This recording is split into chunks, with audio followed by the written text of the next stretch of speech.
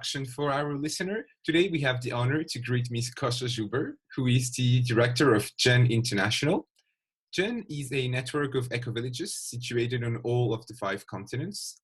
These ecovillages are places of regeneration that bridge cultures, countries, and continents together. They act as a think tank for sustainable development projects that are easy to implement and have for goal to empower citizens to draw a path towards a more sustainable future. And on this note, I leave the stage to Ms. Joubert. Miss, could you please talk us a bit about you and your life journey in general? Yes, thank you so much, Ludovic. And I'm really happy to be here as part of the series for Home for Humanity. Yeah, and you already spoke about GEN bridging cultures. And I guess that relates directly to the root of where I come from, because I was born in South Africa under the system of apartheid, which kept cultures radically apart. And I grew up in that, being told that this was a natural system, being shown only very small vantage points into the system. So the system wasn't actually visible to me as a child, but it was palpable in the collective field. So I think I grew up with a sense of what are collective fields and how do we find our home within a collective field, and how impossible is it to find a home within a collective field that is built on injustice, where any home that you build for yourself is an integral part of that system of injustice. So, you know, that was a real meandering research for me, which led to me actually wandering the world. So meandering became many things. I studied in Amsterdam, but in the end, I went on a pilgrimage through my own country up the coast just after Nelson Mandela was liberated, where I ended up in one of the then homelands and in a community where white and Black people were living together. And I found there the capacity of human beings to, even when living within a system, rebuilding their home in a way that changes the system from the inside out. So once we become truly conscious of the collective systems that we are a part of, and you know, also of how we have internalized those systems, we become able to transform them. Even, you know, because before that I had a whole phase of fighting against apartheid, being a social activist out on the streets, campaigning with the anti-apartheid movements, a difficult time in my life. And I don't think I was ever cut out to be that archetype, a protester. But I found this new pathways within the community movement, what then became the global Ecovillage network, of rebuilding our societies bottom up. So transforming our realities in a way from our home, but also understanding that our home is never just the idea of the small family. That this Western idea of isolation doesn't exist in Africa, right? It takes a village to bring up a child, but it also takes a village to safeguard any love relationship between a man and a woman. It takes a village to create a home for the elders and all the children together. It takes a village to celebrate culture, to celebrate transitions in life. So home is part of community, is part of broader society, is part of humanity. So Home for Humanity includes those different circles of intimacy. So far. Well, that's that's very insightful, and I couldn't agree more. It really takes a village to raise a child. But talking on building bridge among culture, like, what's the first step to actually create a community and to really build a bridge between people? What's the most effective way to connect to many people and different people?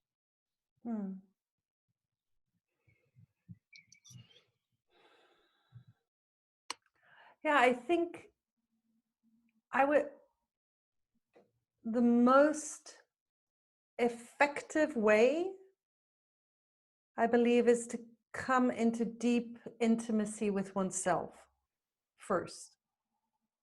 Because, you know, I wouldn't say that our societies or our cultural systems are deeply able yet to express collective wisdom, what I call collective wisdom. And I might speak about collective wisdom and collective trauma in this interview. I wrote a book on collective wisdom in German some years ago, also growing through my experience in the community movement. I've now been living in ecovillages and communities for 32 years. I became very interested in the topic, how do we not meet around the lowest common denominator, but how do we allow collective wisdom to arise? And seeing, you know, how high visions also create safe spaces for deep shadows to arise, and how communities also become hotspots where the leftover trauma of humanity or individual trauma are come up for healing and are often not recognized as such and lead to conflicts and pain and further hurts. So having witnessed many of these cycles and processes, you know, I became very interested both in the topics of collective wisdom and collective trauma. And my sense is that the first incentive is to come back to our own hearts and become truly intimate with what is actually happening in us. Because we have a culture currently that has trained us to function largely from the rational part of our being and be less aware of the wisdom that our body and our emotions carry, and also less aware of the larger overarching intelligences, I would call it, that we are part of and an expression of. And I think that trauma especially often shows itself through our bodies, through our emotions, and we may use a lot of words to cover up what is actually happening in us. So in our relationships with others, we might be speaking one thing and our bodies might be expressing another thing, which creates a lot of double signals in our communication. So speaking about cross-cultural communication, especially in intercultural contexts, we often meet collective fields of trauma because it's in the intertribal, intercultural arenas that colonialism that has played out, that wars have played out, that slavery has played out. And these things, these global phenomena have not disappeared, right? The effects are still palpable in our global humanity and continuously manifest as raptured relationships, aid development towards the global south that never translate into actual empowerment and actual positive effect, you know, just to give two examples. So there's, I'm speaking a bit roughly here now, but you know, there's so many reasons why our good intentions don't translate into new manifested realities. So I think going inside and having our own inner compass of what is happening right now in my body, what is my inner motivation, what is my inner purpose in this life, what is my purpose in a larger context also, to be able to be constantly reconnected to that and to act with that awareness. That would also entail having a practice in my life. You know, I don't believe that we can do this kind of work without having a regular daily practice, is key. And from there, we can enter the realm of relationship.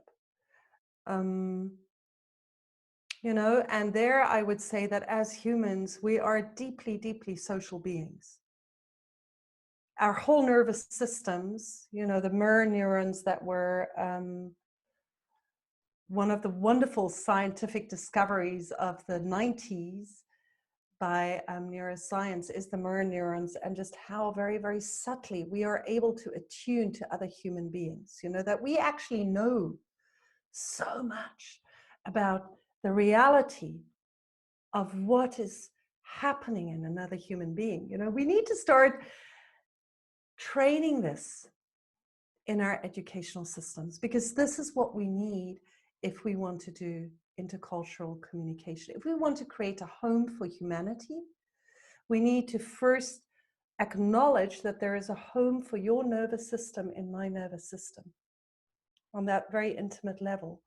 The deepest pain that we carry, the deepest trauma that we carry, comes from moments where something was done to us or to our ancestors, or, you know, maybe we were in the role of perpetrators. We did something to somebody, or our ancestors, you know. Both cases, the nervous systems were not feeling the other nervous systems. There was a disconnect that was needed for this cruelty to be able to take place. And in order to heal it, we need to reconnect what was disconnected before. Any person, I think, once we're living in communities, we find that the deepest need for people is to feel seen, truly seen, without judgment, without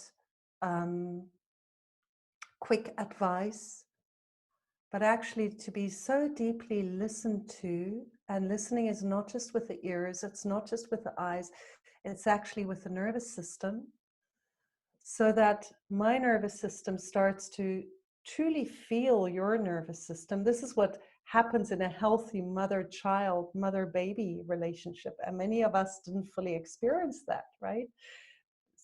So creating this space of safety is the space from which true communication and healing can emerge, I believe. And that is a huge step for us as humanity, right? It's not how we've been taught at school. It's not what we, even current communication theories or intercultural theories of communication are not necessarily teaching these aspects. So I think it's super important to come home to ourselves and to start training on this level in order to lay the platform to take our intercultural conversations to a next level.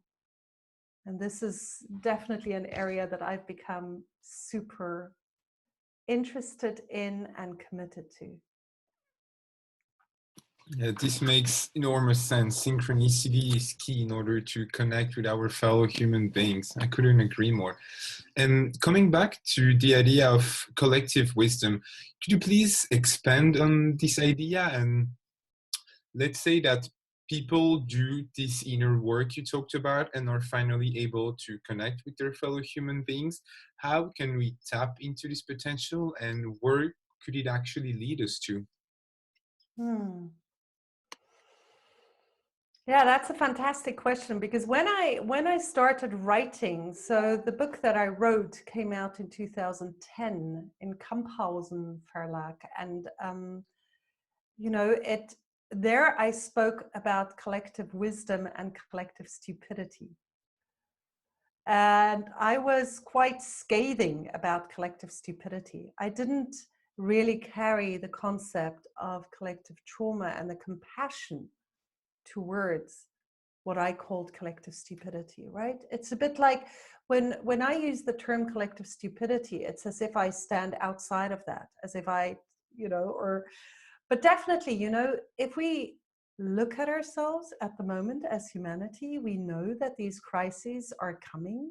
We know that we are not creating a future for the next generations. We know that we are destroying the biosystems that are the basis of life. We also know that we have all the solutions at our avail to actually regenerate ecosystems, restore ecosystems, and also restore the social fabric of life, which is what I was just speaking about, the cultural fabric of life and the economic fabric of life. You know, we know that we have solutions, but we're obviously, as what I would call fledgling democracies around the world, we're not yet able to collaborate in a way that allows these solutions to come out. And then we have young people like Greta Thunberg standing up and being furious about this, and rightfully so. You know, as a young person, that's, you know, that's correct. Rightfully enraged. You know, how come the current system and the current leadership of the world is so stupid, right? However, I think as we mature, we also understand that we are all part of the system. This system is born from our participation. And where we do not participate, we participate. There is no, you know, think about the Second World War and the Third Reich. Everybody who didn't participate, participated, right? So owning our participation, which is daunting, because what does this mean? You know, and we easily feel overwhelmed if we take serious our participation. So there's the owning of the places in ourselves where we, I mean, this is becoming a bit complex now for this particular interview. I'm not sure I know how to put it in just a few words, but I think we can all grasp what I'm speaking about, you know. We could call it the shadow parts in ourselves, you know. We could say that by pointing the, you know, there's the old saying, by pointing a finger out there, I'm actually pointing 3, 4 towards, back towards myself, you know. But it's, I am actually creating the separation between me and them that the system of separation is founded on. That's maybe the simplest way to say it. Yeah. So,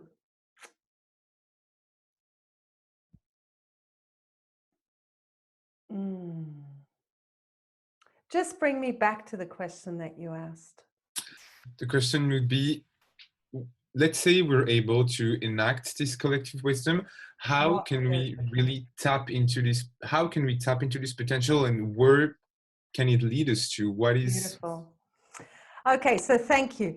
So coming back to this participation, once I understand that there's no way I cannot participate, that stupidity is not something out there that I can simply point fingers at. There comes a time when I wake up to my my full participation, and again I come to this, each person coming back to their unique contribution. Each one of us has our unique contribution to give, and in our teams, our companies, our charities, our communities, part of our work is to support each other to bring out that full potential. So it's fun. It's actually much more fun. Like I've done a lot of consultancy work with teams and communities, and I find most teams suffer from a sense that there's not enough appreciation for each person. Each person doesn't feel seen, as I was saying before, and doesn't feel fully appreciated. And it's much easier to criticize than to appreciate. So to shift our focus from looking at what are the mistakes that I am making and that others are making, because of course, you know, this focus on the mistakes that people out there are making are also an expression of how we treat ourselves. Usually it's how we treat ourselves, but to shift that to, oh, I wonder what is the next step in evolutionary development that is just wanting to come online in Ludovic or Stephanie, who are here with me now. And I look at you through that lens. And that's a different lens to look at. You know, and I might be having a different conversation with you next, you know, looking from that lens. So this is one beautiful entrance door, understanding that our unique contributions create a tapestry of solutions. If everybody would just do their part fully, none of us would have too much to do. And the solutions would be perfectly implemented.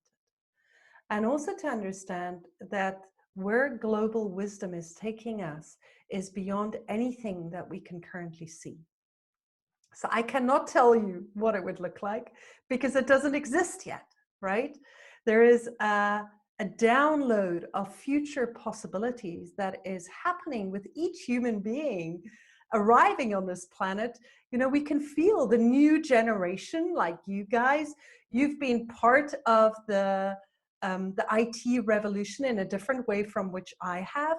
And I can often feel that the nervous system of young people it feels like they're slightly different. You know, you've gone through a gaming phase maybe in your teenager years. I never did that when I was a teenager. It didn't exist. Yeah. So your nervous responses are different from mine. Yeah.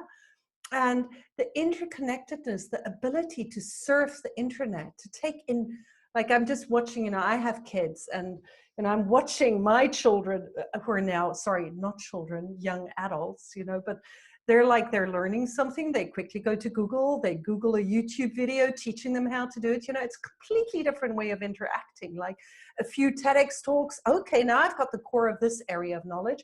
Where shall I go next? You know, but also the confrontation with global trauma is also on a different level from ever before, but trusting that the next generation brings in skills that the older generation doesn't have. And at the same time, trusting that the older generation might have a wisdom and an experience, you know, so I'm not speaking about, oh, you know, just the young generation. And, you know, I think it's really important, this transgenerational conversation, but trusting that solutions are being born constantly, that there is scientific, but also, you know, especially in the places where, you know, I've interviewed a lot of Indigenous elders, and I remember one of the Maori elders saying to me, all the information we need, all the solutions we need are there in the vibration between the plants, the animals, and us. The world is speaking to us every single second of every single day. And there is so much information between us and the world. And this is where the solutions will grow from. I currently live in the Findhorn of Ecovillage, where, for instance, one of the founders, Dorothy McLean, was an expert in listening to nature and listening to the, you know, as simple as listening to the rice plants. She went to Thailand to teach the farmers to listen to the rice plants, to hear what they need next, listening to the peas to see what are they needing to flourish more, listening to the bees to understand what the bee colonies at the moment need to survive. You know, that we take serious our capacity for more, what today we call more subtle awareness, and tomorrow we might simply call it mirror neurons or something similar. You know, so just because science hasn't been able to measure and pinpoint it yet doesn't mean it doesn't exist, right? And we've seen that again and again. So let's take it seriously. The cultivation of our nervous systems and the subtle capacities of our nervous systems is a huge input into collective wisdom. The output of it, in my dream, you know, and here I'm dreaming, would be a beautiful complexity of humans coming home to the planet. So interacting deeply with the natural systems,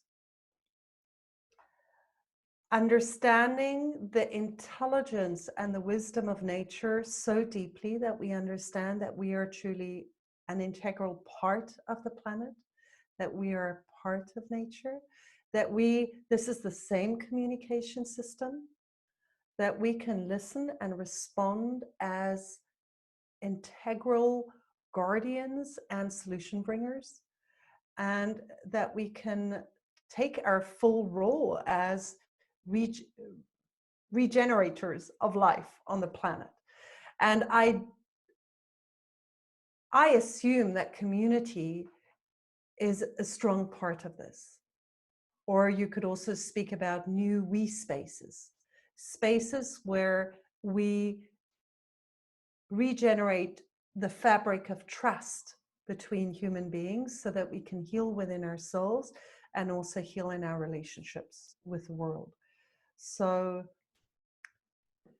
yeah, I could speak more about dispersed leadership and, a lot of leadership on the ground, but also overarching leadership structures. I could speak about spiral dynamics and moving from green to yellow to turquoise, where I think we really, the traditionally, the Ecovillage network has been firmly rooted in the green meme, very nurturing, very participatory, very egalitarian communities where we've gone through phases now where we're striving towards the yellow meme, allowing more leadership. And I think we're really in this time where we're exploring, I think especially at this time also of coronavirus, some of the more disruptive system change energies that come with that bring community back together, but in truly new ways. And yeah, maybe that's how far I can go now. Well, that was extremely interesting. Thank you very much. And it seems like solutions do exist out there, but this is going to be lots of work, but that's not a problem. It's not work, it's fun. Because Yeah. once you hit your motivation, it's like a game. If it's true communication, because you're actually finding out something that is crucial right now for the world, it's like you're on fire, right? It's so much fun. It's so much fun. It's a game. That's really where game and the new realities. I think that is why. I wish we wouldn't play as many war games and more solution-based games, but I know many war games include solution finding.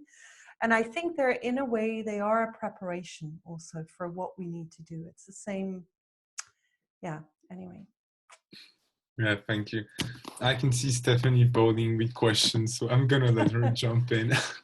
Thank you. I do. I actually wanted to connect something that you just mentioned before, namely the coronavirus, the corona crisis, or maybe even corona trauma to some certain extent. We're not, let's say, safe even here in the Western Hemisphere from all the, it's just so close, right? But it's also often said now that we're actually, although we're in isolation now or locked in a lockdown, we're actually closer together and more unious. And I wanted to ask you how you see that, and if a crisis is the means to actually come together, or to create this community that you were talking about before. Is this like the push that we need technically to create this togetherness?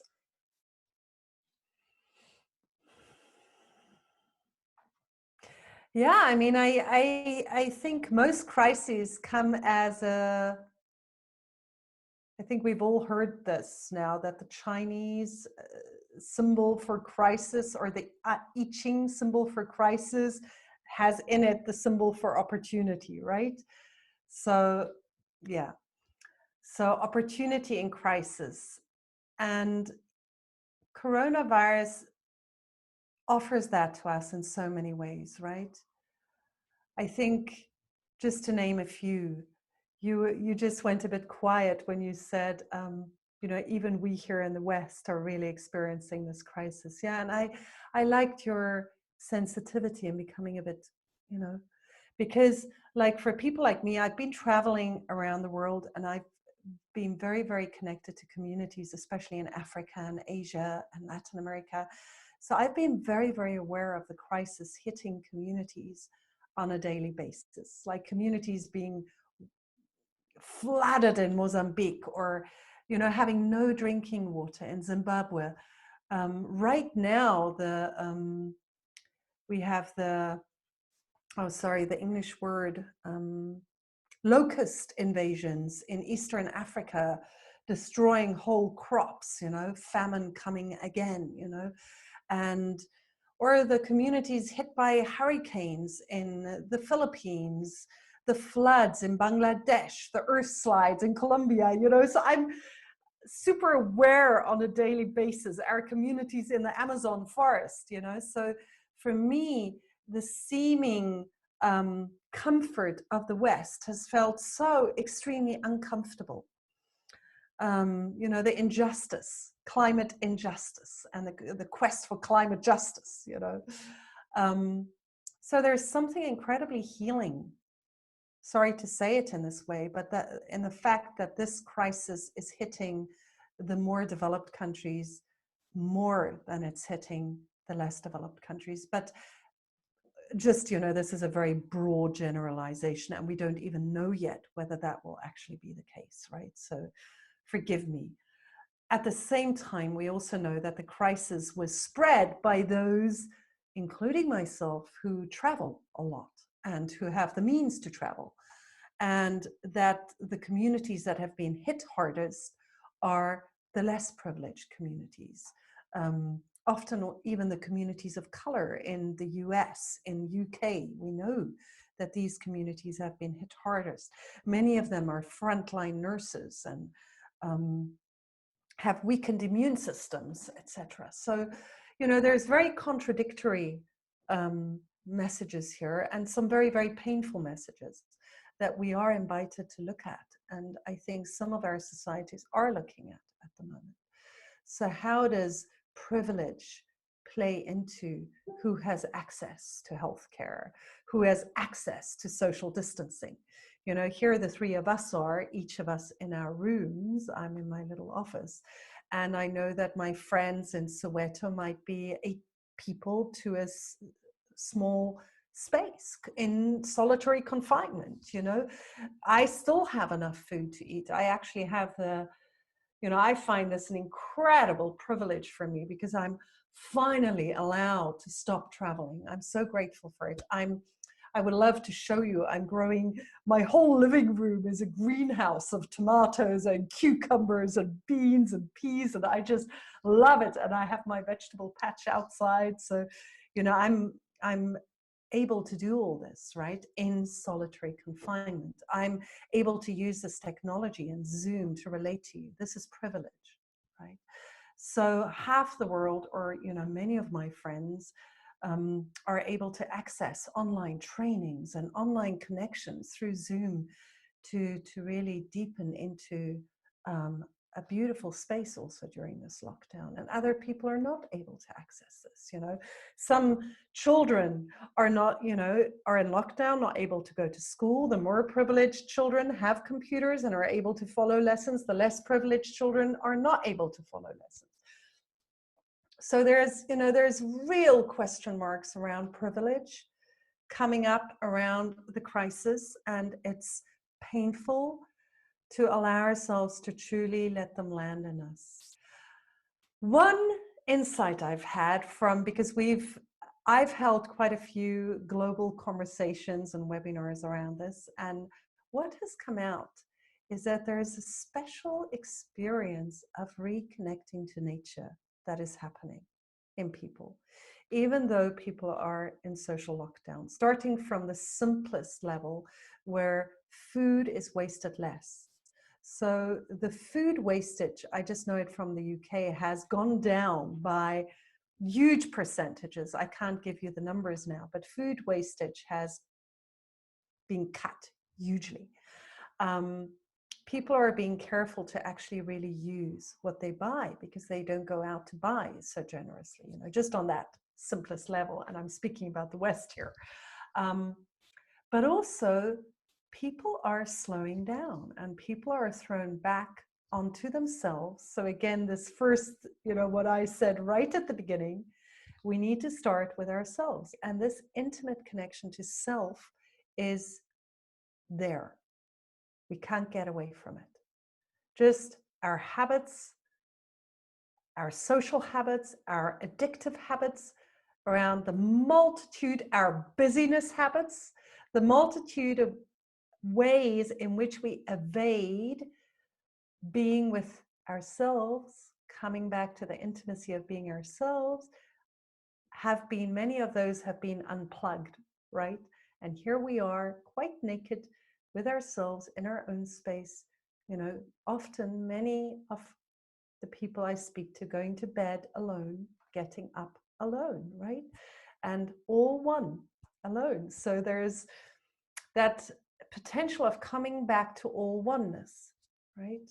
In the aloneness. And, but not just coming back to myself, but also coming back to nature. So I've heard of a multitude of people, you know, say, you know, the skies are being bluer again in my city, but also birds are coming back. I saw a dolphin down in the harbor.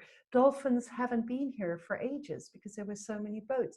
I'm watching the tree in front of my window unfold its leaves from day to day to day in a way I've never seen before because I'm always away.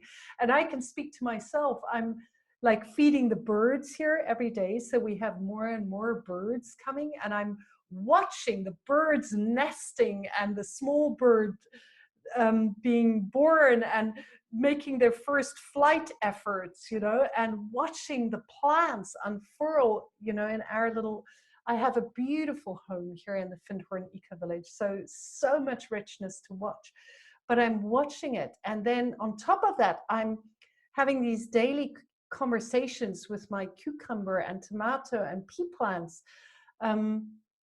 about their well-being and where they want to grow to next. And I'm like discovering plants. And, you know, I come from a family of biologists and mathematicians, but more biologists also.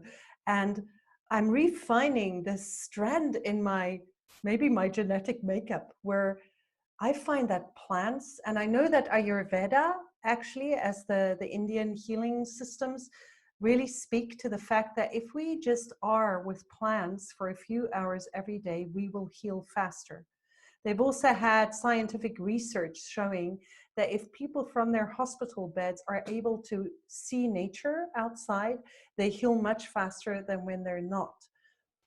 So I find myself healing in this in-between space between me and plants.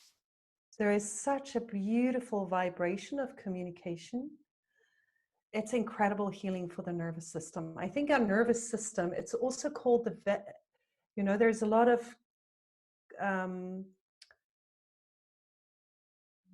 between the nervous system and vegan growth, you know, it's like, it's a lot to do with how plants grow, I believe. I believe there is a resonance between plants and the nervous systems. And one way to heal our nervous systems, to ground it, is to be in this connection to nature, to the earth, to grounding, but also to plants, I would say.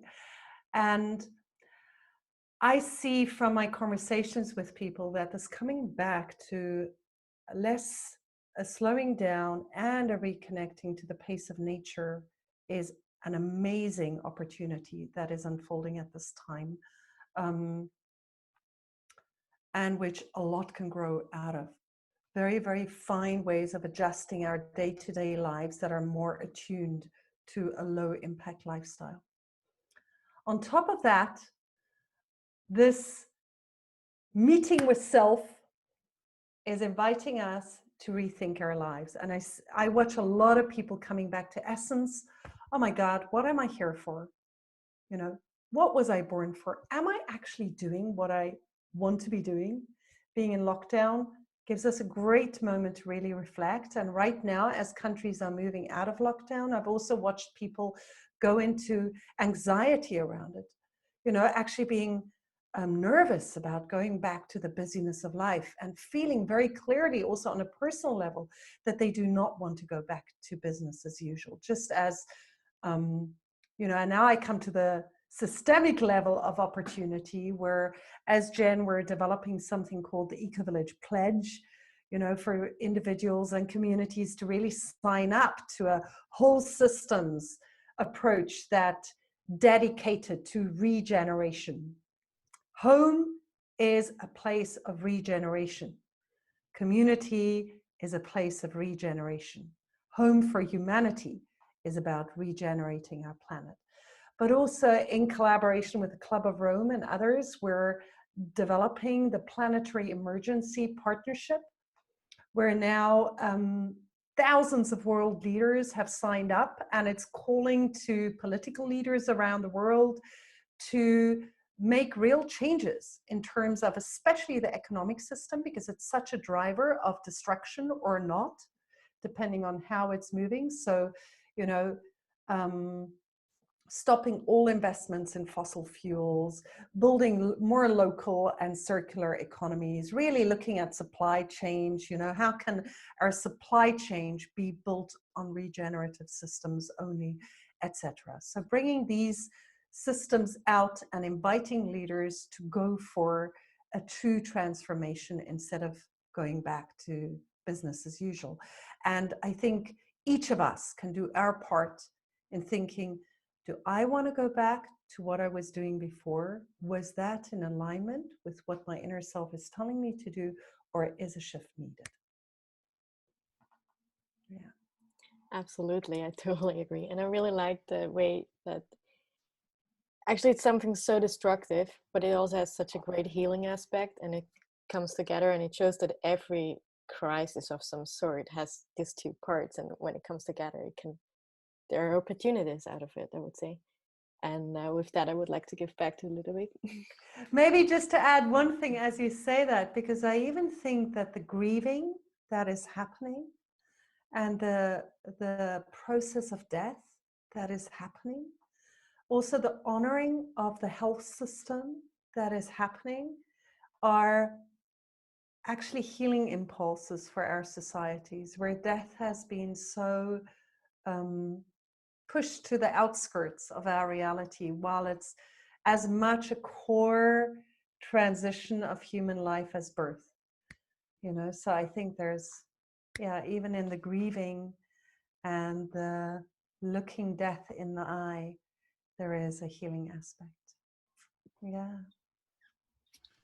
Yeah, I couldn't agree more with everything you said. And yeah, I do hope we don't make the mistake of going back to business as usual, because like going back to normal is not what we should strive for, because the previous normal was not a, I don't know, it was a bad thing, but it certainly was not a good thing, that I can say for sure. And yeah, it is a time of opportunity, as you rightfully said it. Now, maybe we come back to the concept of Home for Humanity. And I was wondering if you could talk a bit about your experience at Home for Humanity and how you perceived it. How did you feel? And maybe how did you meet Alexander and Rama?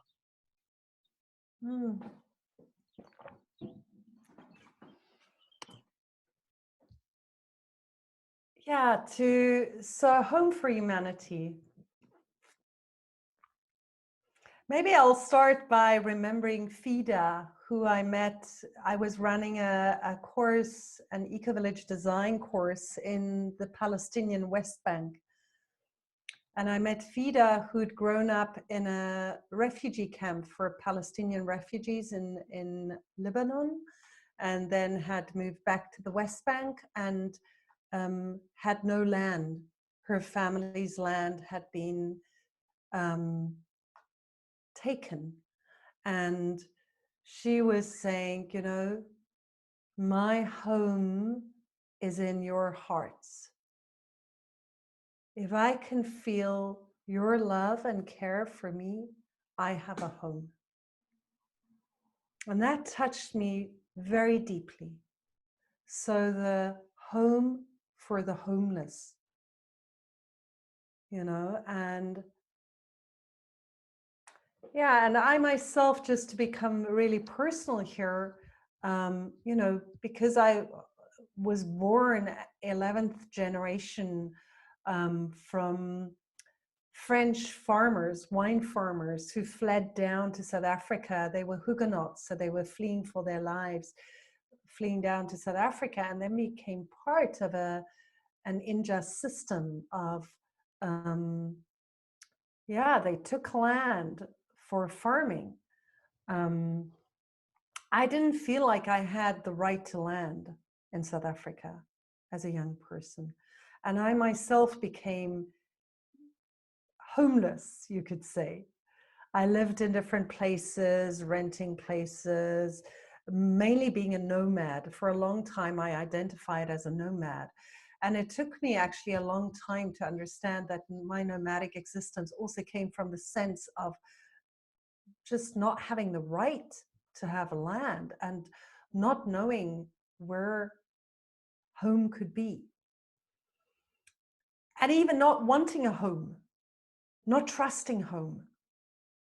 You know, I love home, but I've also always not really loved square rooms. I don't like home in the sense that home has been too small often or oppressive. I think as women, if you look historically, there has been, you know, sorry, but I'm just listening to a lot of I've never read feminist literature, but I'm just reading a lot on trauma, as you might have gathered, and also just reading on, you know, the history of science around research on individual and collective trauma.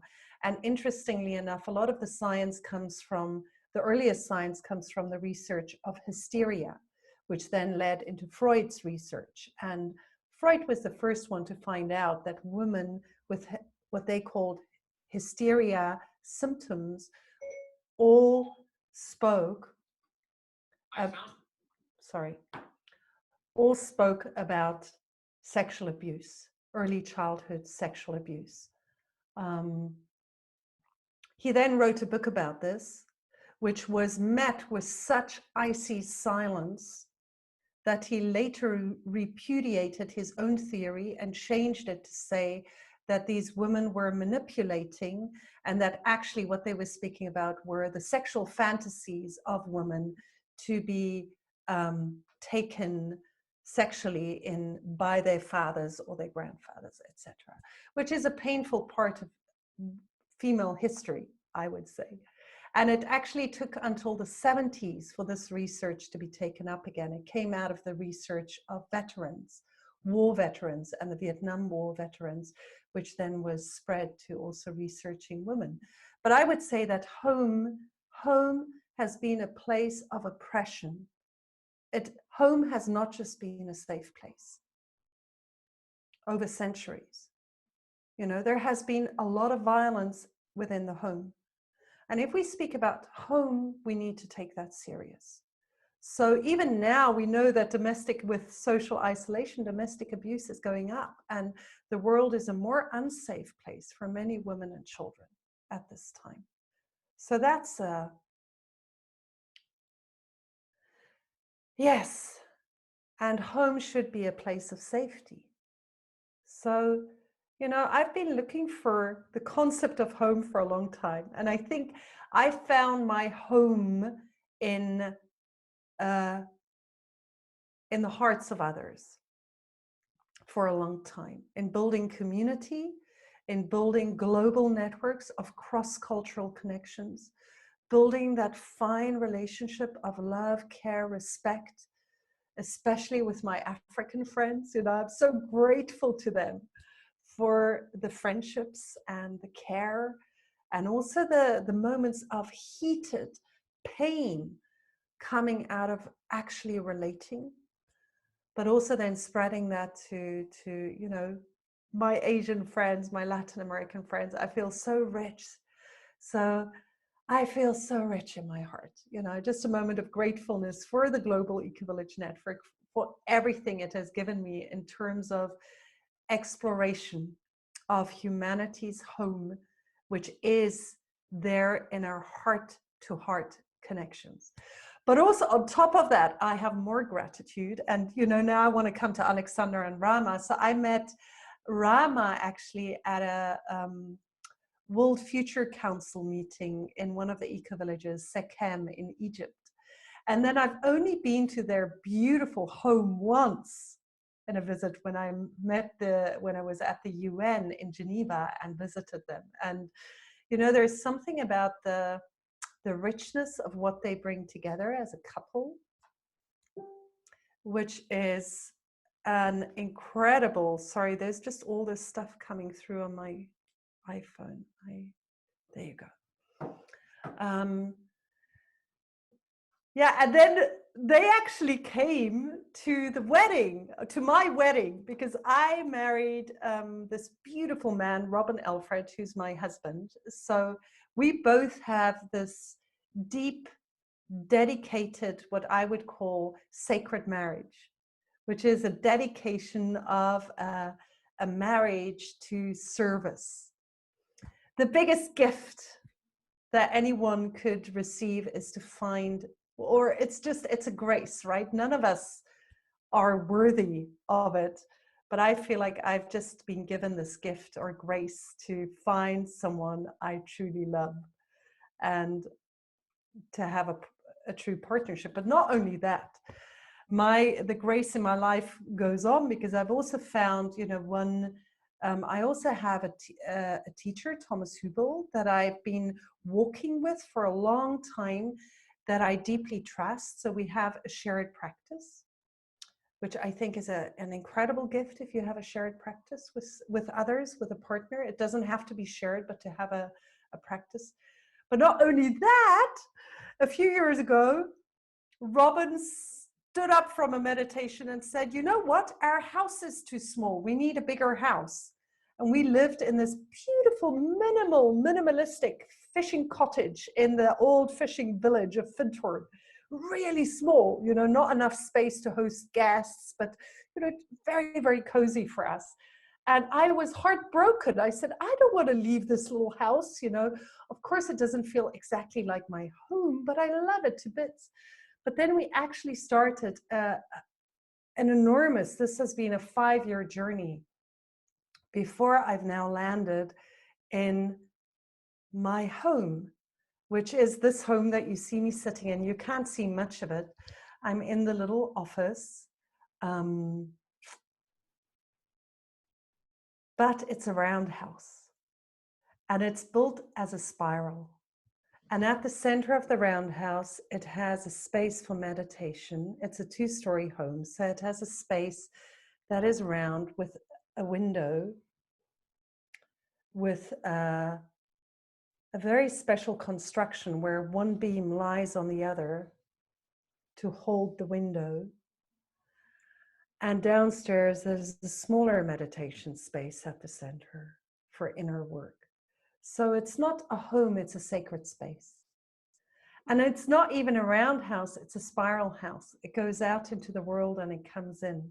So it's this it's this gift of a home and the gift of a land where I'm allowed to regenerate the soil and start building space for wildlife and plants and bees and butterflies. And at the same time, it's this incredible privilege to have a beautiful home that we can host guests in. And yeah, so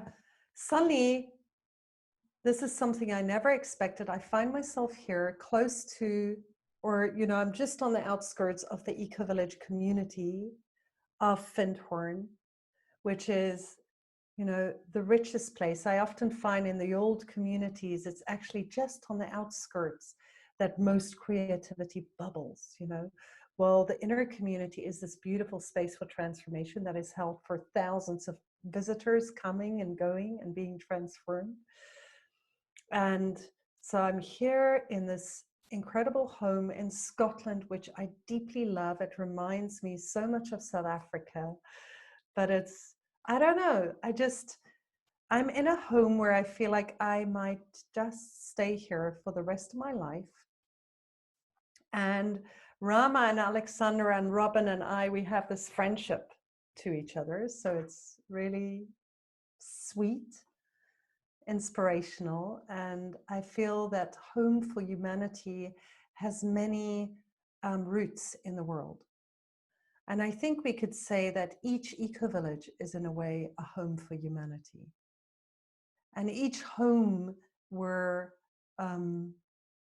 love has a possibility for rooting so deeply that the shadows can start showing up for healing. So it will never be comfortable. Home for Humanity is not a place to just go to be comfortable. Home for Humanity is a place to go to love. And I think love doesn't happen where it's, oh, I love you, where it's that easy.